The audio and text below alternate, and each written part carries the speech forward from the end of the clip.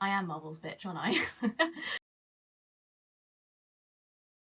Today's video is going to be a lot more prepared than my Midsommar review because I've actually written everything down this time, so it won't be as confused and there won't be as many ums, hopefully.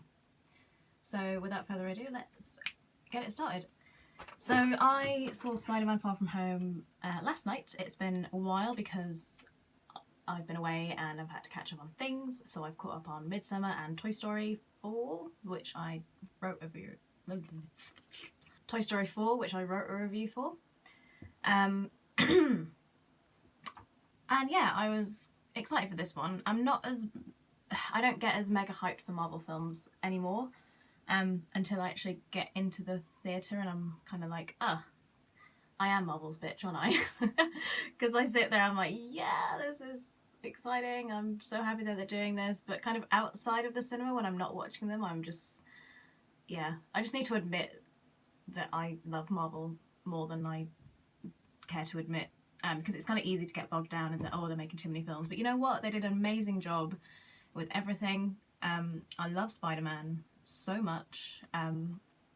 Spider-Man has been my favourite superhero for ages, and there was kind of a period where he wasn't really, because there was nothing really exciting about Spider-Man. I mean, there was the Amazing Spider-Man, which was fine, but I love Tobey Maguire's Spider-Man, and now is a great time for Spider-Man. How many times can I say Spider-Man in one sentence or paragraph or whatever?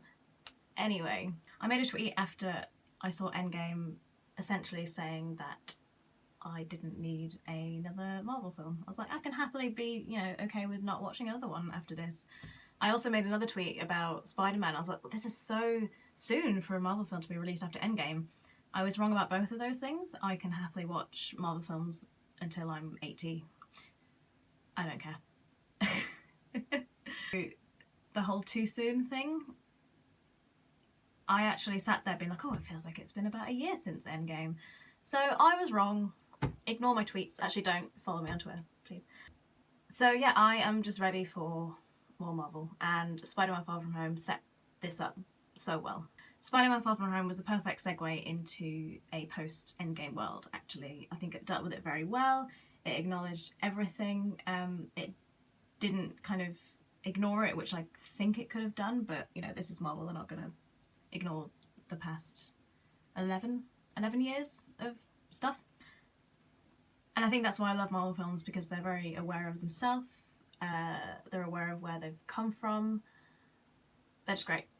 Spider-Man Far From Home was such a great shift into Phase 4. I know it's not officially part of Phase 4, it's the end of Phase 3, but how it worked narratively and stuff like that, I think worked very well into kind of easing us into that new era, without forgetting about everything that's happened.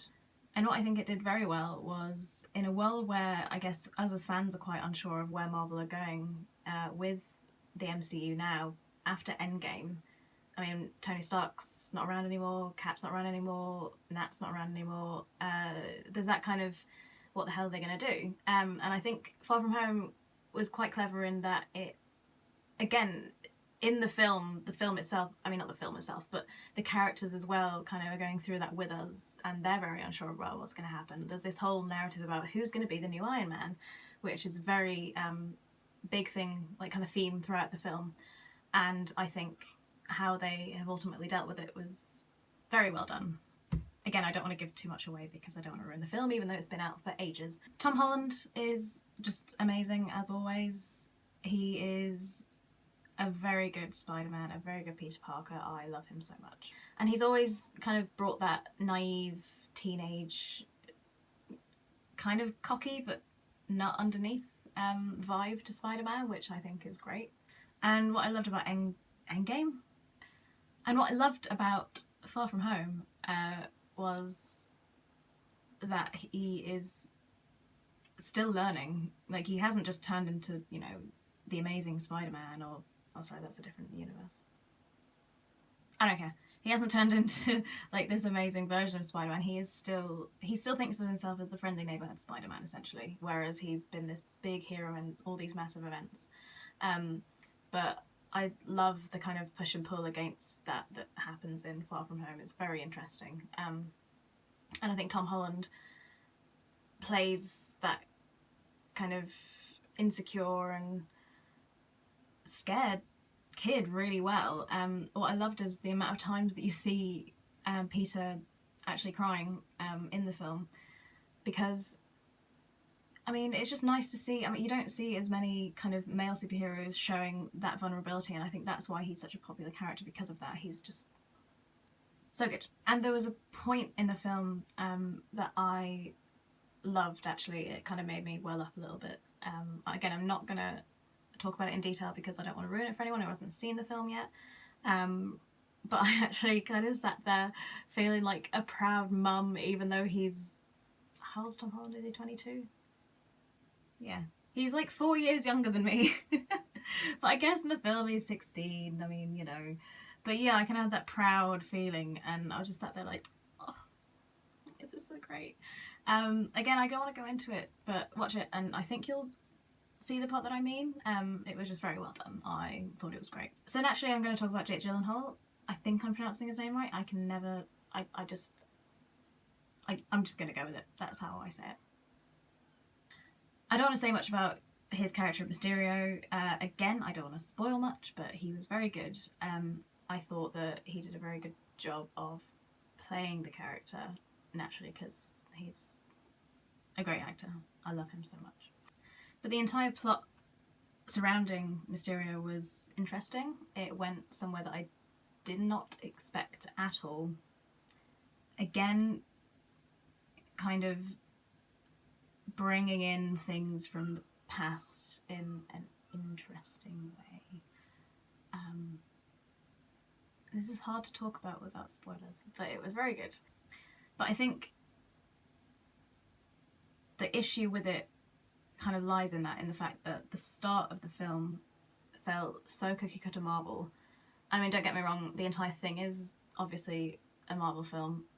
They know what they're doing. It's going to follow the same kind of, you know, thing. But the first part, I was kind of left a bit, I don't know, it felt odd. But then as it went on, the kind of beginning made sense, I guess. Yeah. But at the end of the day, it's a Marvel film. It's nothing revolutionary. But I'm not looking for anything revolutionary in a Marvel film. I go to see it because I want to have fun. I want to see superheroes doing awesome things. I just love the ride. I don't care. One thing that did kind of stand out for me, and I think it's because I love this game so much, is that how many little nods to the PS4 Spider-Man game there were in the film. I thought that was really fun. There was a bit about Aunt May's kind of involvement in homeless shelters. That was awesome. There was one bit that just made me so happy, because there's an amazing sequence in the PS4 Spider-Man game where he's texting MJ and swinging through New York, and they kind of had a little nod to that in the film. But they also it was so good. They also had Peter essentially taking a selfie and doing the exact same pose that you can have in the selfie mode, not the selfie mode, the photo mode on the Spider-Man PS4 game. So I thought that was super cool. I'll have to mention the end credit scene, which I had ruined for me on Twitter. I did see a lot of animosity towards this particular element of the post-credit scene. I actually loved it. I don't care. Again, I don't want to say much because I can't ruin it, but it's great. I love it. That's all I'm going to say. So overall, Spider-Man Far From Home, I really loved it. I had a lot of fun watching it. I laughed a hell of a lot. Probably a bit too much. I just found things ridiculously funny. I'm easy to please. It was a kind of welcome, kind of light-hearted return to Marvel after Endgame, in a way that it did it well. It did the whole thing very well. And like I said, it's a cookie cutter Marvel film. It doesn't do anything revolutionary, but I don't go to watch Marvel films to be blown away by, innovative storytelling and stuff. it's a Marvel film. It's fun. It's not my all-time favourite of the MCU. I did really love it though.